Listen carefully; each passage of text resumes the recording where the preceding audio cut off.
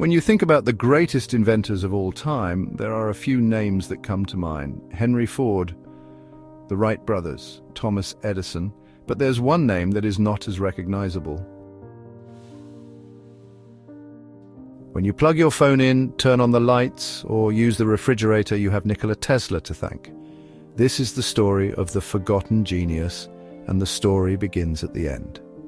On January 7th, 1943, a maid working at the New Yorker hotel walked into room 3327, where she found the body of an 86-year-old man who called the hotel home for the past decade. Tesla died alone and broke. He lived off a diet of warm milk and crackers and was obsessed with feeding the pigeons outside. One of the greatest inventors of all time faded into obscurity and died penniless. Tesla was born in the town of Smiljan in present-day Croatia on July 10, 1856. He was born during a lightning storm. According to family legend, the midwife said halfway through the birth, "This child will be a child of darkness," to which his mother replied, "No, he will be a child of light." Little did she know how prophetic those words would be. When Tesla was 5, he witnessed his older brother fall from a horse and later die. This would haunt him for the rest of his life. As a child, he began seeing visions accompanied by flashes of light, confusing what was real and what was imaginary. This never went away. The vision spurred his ability to conceive inventions in his head in such detail that he didn't even need to draw them out. He explained how the designs were perfected in his mind in an article in 1919. Invariably, my device works as I conceived that it should, and the experiment comes out exactly as I planned it. In 20 years, there has not been a single exception. Tesla credits his mum for his interest in invention. Duca Mandic invented small household appliances in her spare time. She had an eidetic memory, the ability to recall an image from memory with high precision, and she passed this on to her son. Tesla's father was a priest and wanted him to become one too, but Tesla was interested in engineering. When he contracted cholera as a teen and nearly died, his father promised to send him to engineering school if he survived, and miraculously he did. He went to study in Austria at the Technical College of Graz, where he is said to have worked from 3 a.m. until 11 p.m. every day. Professors were worried that he would die from exhaustion, and Tesla had a beautiful mind. He could perform calculus in his head and spoke 8 languages. He was a good student at the start, but would not finish school. He dropped out after becoming addicted to gambling and cut ties with his family so they wouldn't find out. His friends didn't know what happened to him either. They thought he drowned in a river. Tesla moved around Europe and eventually ended up in Budapest, working as an electrician at a telephone company. While walking around a park in the city one day, he had an epiphany about developing a new way of generating electricity using alternating current. It would be his greatest invention that would change the world. I'll explain more about AC a little later. In 1882, he settled in Paris to work for the French branch of Thomas Edison's electric company. He started off installing indoor lighting, but the managers noticed his talents and had him doing more complicated work, designing and building dynamos and motors. He was soon traveling throughout Europe, fixing problems at other Edison branches. 2 years later, in 1884, Tesla's manager offered him a job at Edison Machine Works in New York City. He agreed and arrived in America with only 4 cents in his pocket because his money was stolen on the boat ride over. Tesla initially had a good impression of Edison. Edison was also impressed by Tesla, later saying, "I have had many hard-working assistants, but you take the cake." This mutual admiration didn't last. They would become bitter rivals. The two men disagreed over how electricity should be contained and delivered. Edison preferred direct current, which is a system where the electric charge only flows in one direction. Tesla was a fan of alternating current, in which the electric charge changes direction periodically. Changing directions is crucial to maintaining a steady supply of electricity because it does not overpower outlets. This means it can provide more power and transmit power over longer distances. It's the reason AC powers our homes and other large appliances, whereas DC powers smaller items like flashlights. But Edison didn't care about AC because it could have hurt the sales of direct current since he owned all the patents for DC. According to Tesla, a manager at Edison's company offered him a $50,000 bonus if he could improve some machines that ran on DC. When he did, the manager refused to pay up. Another account of the story has Edison telling Tesla, "You don't understand our American humor." Regardless of how it played out, Tesla quit and set off to form his own electric company the following year in 1885. But his investors showed little interest and decided to take the company and all of Tesla's patents, which they could do because Tesla had assigned the patents to the company in exchange for stock, which was now worthless. After losing his company, Tesla had to take a job digging ditches for $2 a day just to survive, but his fortunes would change. In 1887, Tesla invented an induction motor that ran on alternating current. The motor was the most efficient way to convert electricity to mechanical power. A version of it powers Tesla's vehicles, which took its name from the inventor. He patented the motor and showed it off the following year at the American Institute of Electrical Engineers. That caught the attention of George Westinghouse, a major player in the electric market, who realized Tesla's AC motor might just be what he needed to complete his alternating current system and compete against Edison's DC system. So Tesla licensed the patents for the AC motor to Westinghouse for $60,000 and also received stock and royalties. Westinghouse hired him as a consultant for $2,000 a month, which is the equivalent of over $50,000 a month today.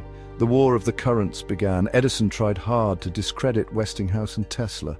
He secretly financed the electric chair that used alternating current to prove how dangerous AC was. Edison's company also publicly tortured animals to prove its point. In 1903, they electrocuted a circus elephant named Topsy and produced a film about it called Electrocuting an Elephant. Despite Edison's schemes, good things were happening for Westinghouse and Tesla. They underbid Edison and his newly formed company, General Electric, to illuminate the world's Columbian Exposition in Chicago in 1893. The first all-electric fair celebrated the 400th anniversary of Christopher Columbus's discovery of America. It was clear to the 27 million people who attended that AC would power the future. Their success continued when they beat out Edison's General Electric again to build the world's first alternating current power plant in Niagara Falls. The hydroelectric power station was a massive success and helped light up Buffalo, New York.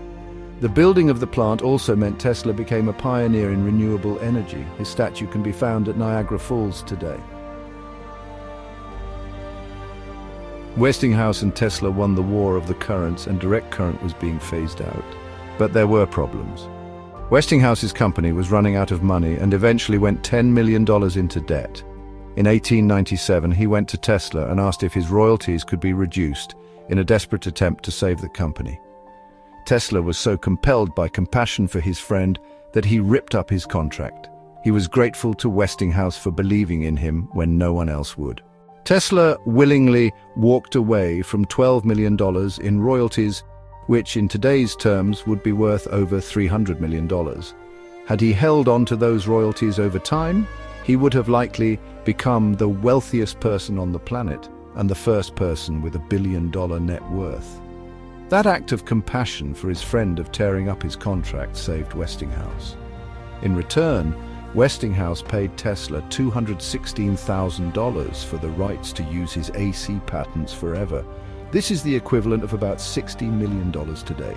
With that money, Tesla became financially independent and set up a series of laboratories in New York for new projects where he was visited by the rich and famous, including his close friend and one of the greatest American writers of all time, Mark Twain. This was his period of many inventions. He held over 300 patents in his lifetime. He created an early version of neon lighting and the Tesla turbine, a bladeless turbine for vehicles. He pioneered X-ray technology by experimenting with radiation. This is an X-ray of his own hand. Another standout invention was one of the first remote controls. In 1898, he controlled a miniature boat at Madison Square Garden in New York. It was so far ahead of its time that the crowd thought he was using magic to make it move. That would be the ancestor to today's remote-controlled drones. One of his most well-known inventions is the Tesla coil, a device that can produce large amounts of high-voltage electricity. Because of the coils, he discovered he could send and receive powerful radio signals when they resonated at the same frequency. Tesla was getting ready to broadcast his first radio signal, but disaster struck. A fire destroyed his lab in 1895. He lost years of research and equipment. Tesla didn't apply for a patent for the radio until 2 years later. The fire would be the turning point in his life that led to a downhill spiral.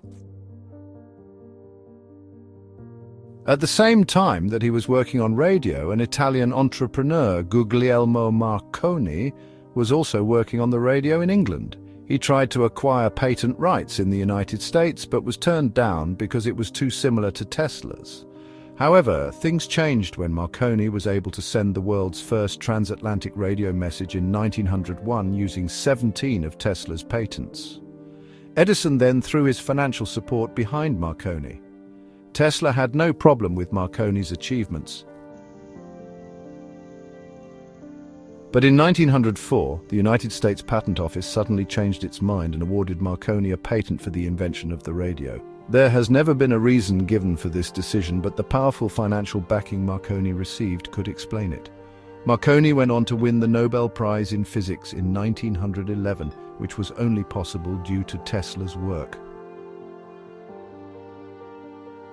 Tesla was furious and sued Marconi. The case dragged on in court for years and was only settled in Tesla's favor after his death. That radio incident negatively impacted the rest of Tesla's career.